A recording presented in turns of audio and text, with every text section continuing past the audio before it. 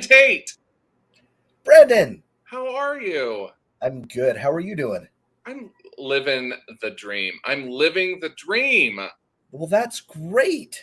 I will say, today was not super dream worthy, if I'm 100% honest, because I had to be at the high school really early this morning because we were on an AB day. And so I was there at a time that I don't like to even know exists, if I'm honest. So, ugh. But other than that, I'm great. I'm great. That's unfortunate because the truth is dreams are supposed to be lived, right? Exactly. That's 100% the truth. Yes. So we might as well do it. Right. Amen. Amen, brother. Amen. And if we're not living the dream, then let's change our dream to what we're living. No, I mean, that doesn't work. I don't think that's the right answer, Dan. All right. Well, today we have a super exciting guest. We have Paige, who is the current reigning Miss Herriman in the Miss America organization. And Dan and I were just chatting with her before we went live, and both of us are a little intimidated because she has a really sparkly crown on, and it feels like we have to bow when we see her, right? At least show the proper deference, right? I don't know what deference means, but yes, whatever that means, I'm sure it's right. We should do that. All right, should we bring her in? Let's do. Here she comes. Hi, Paige. Hi. Everybody, this is Paige Welsh. She is the current reigning Miss Herriman. Paige, thank you so much for joining us today. So excited to be here. I've never done anything like this before, so I'm excited to do this. Tell us a little bit about you. Oh gosh, that's the hardest question I ever get, right? That's how I start off every interview, everything. I'm like, oh no, what about me? What is there to me? So I work full-time as a property manager for 3 different apartment complexes in Salt Lake City. I'm a dog mom. I have the cutest little puppy dachshund. We just celebrated his first birthday on Sunday. Yeah, I've been doing pageants for 3 years now, which is crazy. I was diagnosed with multiple sclerosis in 2019, so I'm an MS warrior. That's part of a big impact of who I am and what I do. So, yeah, it's just a little about me. Okay, well, that's a lot of information, and I love it. Let's dive in then. So, the question that I think anybody watching, well, that's not true. I don't know about anybody, but I have this question. Why do you do pageants? Pageants for me, starting off, I was just like everybody else. I'm like, that's not for me. I'm not about the sparkly crowns, the gowns, all that good stuff. And I actually watched Miss Utah before COVID when Dejana was crowned. I was backstage watching the girls run their evening gown. And I got to hear the social impact initiatives, and that changed it for me. There was a lot more than what meets the eye with pageants. And that's when I completely dove in, and it's something that I wanted to do. I felt like I had a message to share. And then watching Dejana and listening to her message, that really inspired me. And I just kept going through COVID and all that craziness. And here we are. Why did you keep going? I think one of the things that's so interesting about pageants as you learn more about them is sometimes you lose, right? That's the truth. Sometimes you lose. Why did you keep going? After you lost, why is the crown so important to you that you had to keep going? It wasn't necessarily the crown. It was the opportunities the crown gave you. For me, I had a message that needed to be shared, and I wanted to serve my community, and I got really close with council members, people within the community, because I took first attendant 2 years in a row, which obviously is kind of hard. It can be devastating, but I took it as a learning opportunity to really advance what I knew about the community in order for me to achieve and make the most of my time when I were to get crowned, if I were to get crowned. So that's really what kept me going, was just the thought of that I had a message that needed to be shared with the world, and I wanted to serve my community. Like I said, it's not about the crown. It's about the opportunities that the organization gives you. So you brought up something that made me wonder, and that I'm really difficult at phrasing my questions in a concise way, so I will do my very best. Okay. But you talked about how like you took first attendant 2 years in a row, Mhm. and that you learned from that by getting more involved with the community and things like that. So what changed? What did you learn? I learned with the community, I was able to see where the gaps were. I've changed my social impact every year that I competed. It all kind of ties together, but I was more able to identify what we needed to do within the community to achieve these goals. So for me, that was what I got to see. I got to see what was really going on with my community rather than coming in and just being like, here's what I think we should do. I really got to see what we needed. And I got to meet council members. One of the current city council members, Teddy Hodges, him and I share a connection with my social impact and with what he believes. And so I've teamed up with him and we've done some research and we have some awesome things coming. Nothing set in stone yet, so I don't want to say too much, but we have been in communications about our community and what we think it needs. So when you talk about your community, obviously you mean Herriman because you are Miss Herriman. So tell us about your social initiative, your social impact, and what you're doing in Herriman and how it can also translate into the state. Definitely. So my social impact is Mind Your Body, defeating the statistics of mental and physical health. With the pandemic going on, it has increased dramatically mental and physical health, and they play a hand-in-hand role with each other. So I think it's very important that we really dive in deep for both of them. For me, in my community, I want to make sure it's known and that we can talk about these things and that there are resources. I really want to be able to dive deep and provide resources for my community. With that being said, I am teaming up with different organizations. I'm working on being a board member for Mascot Miracles. Like I said, I'm in the works with city council members and all this amazing things. So I don't want to say too much until I get everything set in stone. But really my biggest thing is just defeating the statistics. And I want to start right here in Herriman. Once we start with Herriman, I really want to take that to a state level, maybe even the Miss America level, hopefully one day.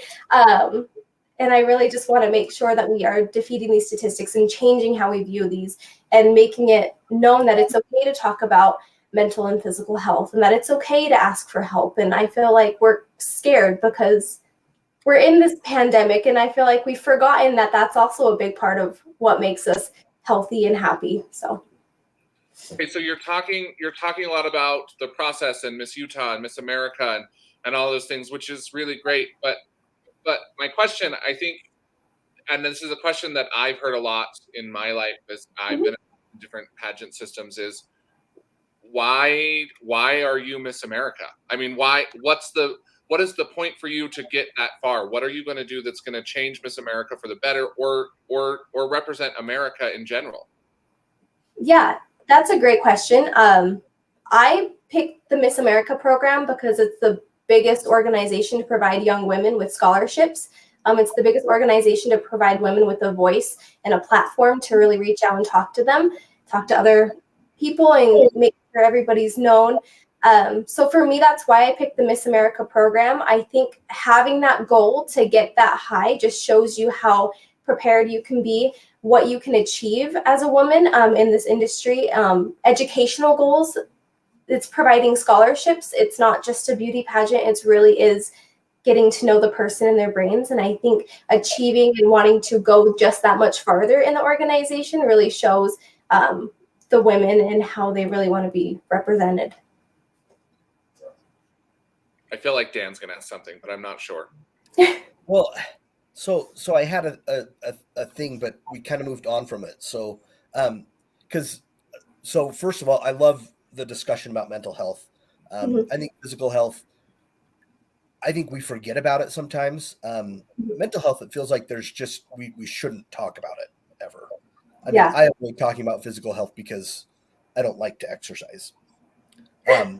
But mental health, I grew up in a generation where you just didn't talk about that. And there was a negative stigma around it. So, what do you think? I mean, I recognize that you're not like a doctor or anything, but But what do you think the walls are that we need to bring down to talk about mental health issues? Yeah, I think that's a great question.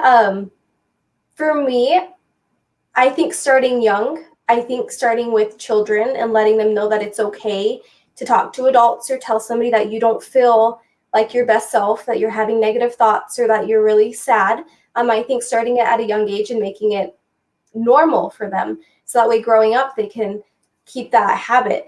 As far as people who have already adults or high schoolers, teens, stuff like that, I think that opening up that conversation and giving them a platform to really dive deep and talk to somebody and making it normal, that way they can now pass down those habits to future generations. Normalizing it is a big part of defeating it. Not necessarily normalizing it, but normalizing the conversation about it. We have Teddy Hodges and I talk about how men, oftentimes do get faced in front of that wall where they feel like they absolutely cannot talk about it. And that's something that we really want to bring down. And it's actually statistically proven that males have higher depression rates. They have higher suicide rates. And that's something that I feel like speaks for itself. The statistics alone speak for that number and that caliber and how extreme that is. And that's something that I really want to bring out and show people that this is a huge statistic and it needs to change. So let's normalize and let's make it aware that men can go and help and that it's okay to go and have these conversations. How will you know if, sorry, I feel like I'm like jiving right in, but how will you know if your year as Miss Herriman was a success with your platform or your social impact? I think success is defined in many different ways. I feel like if one person comes up to me and says, "You have changed my life and you have made me realize that I do need to go talk to somebody," I've already changed the statistic by one person. And that one person will keep changing that statistics for others. So I think just by having the one person or a group of people or being able to reach out and express and provide these resources gives me the successful year that I've wanted. You mentioned that you were diagnosed with MS, and I'd like to know more about how that affected not only your social impact, but also your talent. I happen to know that you're a ballerina and you're working very hard on that talent. I'd like to know more about how MS sort of changed who you are and what you do for the pageant or in general. Yeah. I actually got asked in one of my interviews, what's your favorite part about yourself? And I said my MS. It's something that's very personal. It's my own journey. And it's something that has changed my life for the better, actually. Preparing for Miss Herriman, Miss Utah, all of that, my MS has made me want to push that much harder. Being a dancer, I was terrified, absolutely terrified when I got diagnosed because obviously I Googled it, which is not something that you should be doing after you get a new diagnosis. But what the internet had to say about MS was not anything that I was prepared for in my life, especially being diagnosed at 19. So it made me want to work that much harder. I actually was diagnosed a week before one of my performances. I was on a dance company called Junction Dance Co. I was diagnosed the week before. I went through steroid treatments, got my vision and my limbs working again, and then I was out on stage. And I think that really boosted my mental health, which goes into my social impact. Because after I was diagnosed, I didn't want to leave my bed. I didn't want to go out and dance. I didn't want to do anything. My life just felt like it was over, and I don't want anybody to feel like that, especially after a big diagnosis. Because there are different things that we can do to help our mental health and different resources that we can go to. And for me, dance was my biggest thing. That's what got me through my depression after I was diagnosed. So that played a big part in my social impact. And yeah, I haven't had any issues. I just keep dancing and working hard, and everything's going great with my treatment. So it's all good news. So I'm just trying to understand the timeline. Were you already competing in the pageant before your diagnosis? No. So I was diagnosed the summer of 2019, and my first pageant was November of 2019. So actually, on my way home from one of my treatments, the week after I got diagnosed was Miss Utah, and that's when I ended up seeing Dejana and all of them. So that played along.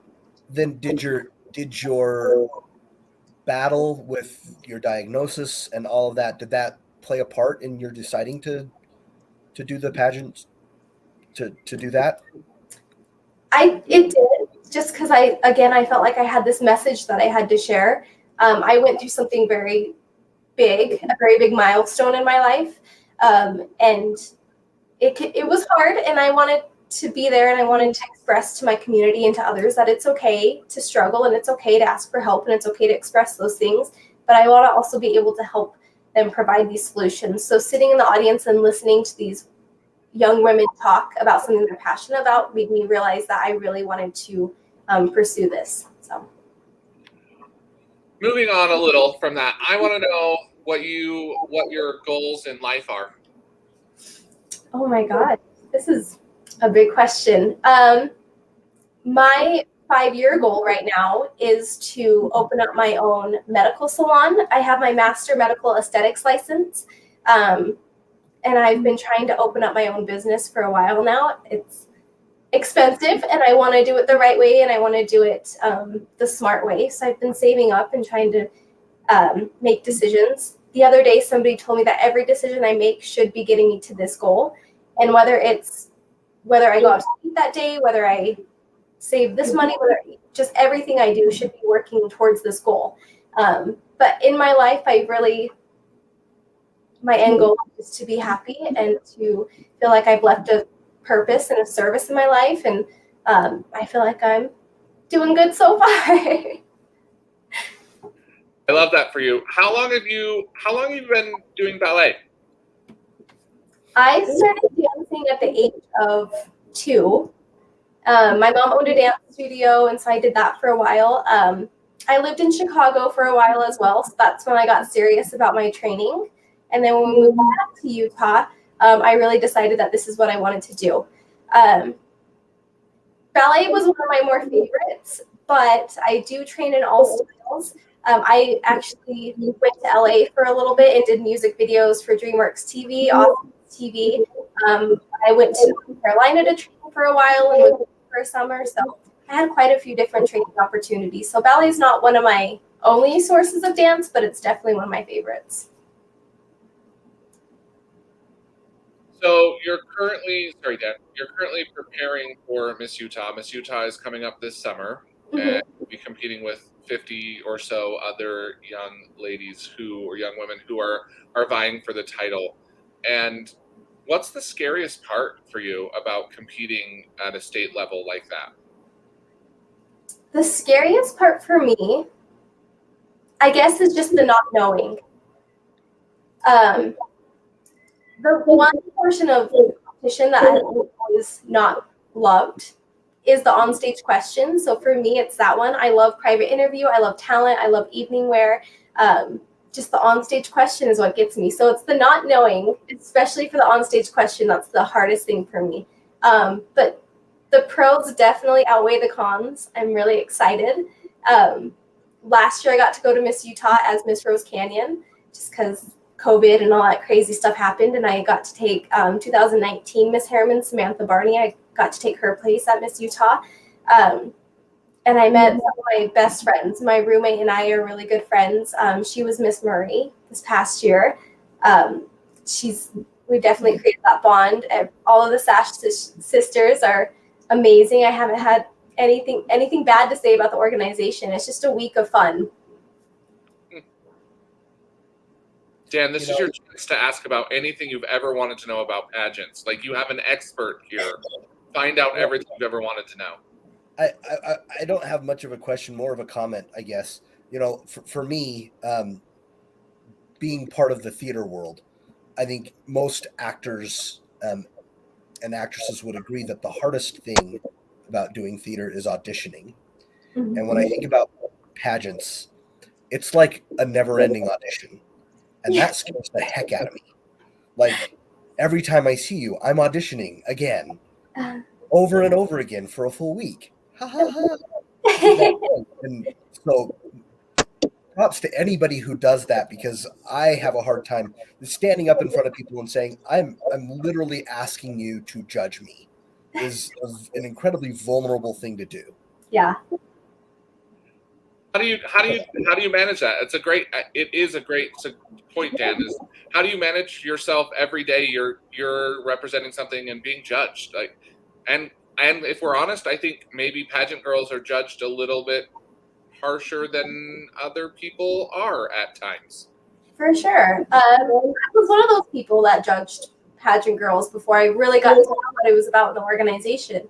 So I think being judged it's obviously hard. I don't have a huge social media following, but our current Miss Utah, Sasha Salone, she's TikTok famous. Has a huge following on Instagram, and how she handles it is basically what you see is what you get. I'm me. I'm 100% me. I'm 100% genuine. If you don't like something about me, that's completely fine. But what I have to offer is what I'm putting out, and that's just what it is. And I really like that. I think that's amazing. And so that's what I strive to be. Being a representative, I always try to be the best of me. But there's a reason that the judges picked me to represent the Herriman City. They obviously saw that my stage presentation, interview, all that was good, and they trusted me to represent for the next year. And I really think that says a lot, and I appreciate that, and I appreciate them taking the time. And it's definitely been a learning experience, and it is hard to be judged quite a bit, but at the end of the day, you just have to be yourself, and if that's who they want to represent, then that's who they get. So. It's a great answer. We have a question from someone I think you might know, not sure. What would you say to young kids who look up to you? I would say just be yourself and do exactly what makes you happy. And if it doesn't make you happy, it's not worth your time. And I think that goes a long way. Obviously, as dancers, we go through a lot of pain, a lot of torture to get where we want to go. So I say keep going through your dedication. But if at the end of the day you don't like to dance, then maybe go try theater or try singing. It's 100% what you want to do with your life. And I think that you have a really big voice, and I want people to realize they can use it. And yeah, that's what I would say. That's also a good answer, Paige. So you mentioned that the hardest part for you is the onstage question, which I think is hard for all of us. I mean, honestly, I think anybody, I think all of us get nervous. I don't know, probably not everyone, but I do when I'm like walking into a place where I'm like, what are they going to ask me? What do I need to know? How do you prep for something like an onstage interview? How I prepped for it is we were just walking with my friends and my family, and I'm like, just ask me a question randomly, anything you want to ask me, and I want to stand here and present my answer to you. That's also how I prepared for my private interview, because it really is just and everything. You just on stage, it's in front of a lot more people. So that's how I prepared for it. Also standing in front of a mirror and just watching myself and how I presented the answer helped me a lot, because I felt more comfortable with how I answered the question and not having to worry how I look, how do I do this, am I using my hands too much? So just preparing like that, just simple things. Yeah. Do you think, sorry, Dan, I'm going again. Do you think that there should be, I don't know how to word this either, but should there be a Miss America for men? Like, how do we celebrate young men growing up and the achievements that they can bring into the world when this organization is so focused on women? Yeah, I definitely believe there would be a route for men. I don't know if that would necessarily be through the Miss America organization, but I believe that there should be a pageant or something for men to bring their voices and elevate them. I'm sure I'm not the only one that are passionate about something. Brandon, I know you're very passionate about the performing arts and theater. So I'm sure that you would excel and you would be very passionate about these things. So I definitely believe that there is a route for men to take on this path. That was just a random question that came to my mind. Dan, you're up. No pressure. Right? See, you struggle with the onstage questions. I struggle with the on the spot questioning. On the spot questions. So what are the steps? So you've talked about kind of like Miss Herriman and then Miss Utah, and are there qualifications for each one? For those who don't know the steps, like in order to be Miss Utah, do you have to be like, are there levels and progressions that you have to go through before you can, like, I can't just, I mean, I can't, but someone can't just walk up and sign up for Miss America. Right. So it does go through the cities, and then we go to the state, and then we go to the America level. So you have to pre-qualify in a city prelim. So Miss Herriman qualifies for Miss Utah now. Same thing with Riverton. Or we do have local titles that we compete in a bunch, such as Miss Greater Salt Lake, Miss Legacy, titles like those. Those are all qualifiers for Miss Utah. And then Miss Utah qualifies for Miss America. So it kind of builds up in this little pyramid. Do you think that the competition is harder when you get to those higher levels, or is it the same with just different ladies? Like what makes it different? I definitely think it gets harder, but that's where I felt like I really going to Miss Utah last year. I feel like I really was able to grow and better myself in the pageant world and really know what I needed to work on as far as competing. So it does get harder, but it gives you more room for growth. If it was just easy and flatline the whole time, what would be the point of competing? Because you're not growing as a person, you're not learning new things. So I think it does get harder and it does get better. Now I'm competing with women who have won their cities. And then if you go to America, now you're competing with women who have won their state and they've won for a reason. So there's so much to learn. I want to know what the hardest question that you've ever been asked to interview was. Oh, gosh. I think about this a lot. I think about private reviews like at midnight going to bed. And I'm like, oh, wow. But there was one question that stands out the most. And it was this past time they asked me if I were going to win, who would I want to win? And I thought that was a very interesting question. And I already, the thing I like about the Miss Herriman organization is we get to really create friendships with the other candidates. So once somebody wins, it's not over from there. I have people that I've competed with from 2019 who are still in my corner, who we still support each other. And I think that's amazing. So, yeah. I forgot the question. I kind of just went on a rant. But, yeah. So as far as doing that, I really got to think about that, and I got to know the girls. And so answering that question was a breeze because I had knew them, and I was very confident, and I was happy with my answer. So please don't share it here. Nope, not gonna happen. So as we often do in the Miss America organization, we end with a closing statement. Do you want to give us your closing statement on why Miss America matters to you and your social impact? Yeah, definitely. As always, I just want to thank you guys and everybody watching for the time to come out and listen to me. I know that's probably not what everybody wants to do is listen about me talk about myself on a Thursday night, but I really appreciate everybody listening. One thing that I really want to just drive home is the Miss America organization is not just a beauty pageant. It's more than the crown. It's the voice that it gives women and the educational opportunities. This year we're celebrating 100 years in the Miss America organization, and I think that just speaks on itself alone. We've had 100 years of growth, 100 years of strong women with a voice and an opportunity to really speak out. So I want to celebrate that this year, and I'm really happy that I get to be a part of this. And I get to be a part of watching another 100 years and watching all these other women come into this voice and come into this organization and really change for themselves, for the community, for America necessarily, right? So I'm really excited that I get to be a part of this. Paige, you're a delight. I just love you. Just love you.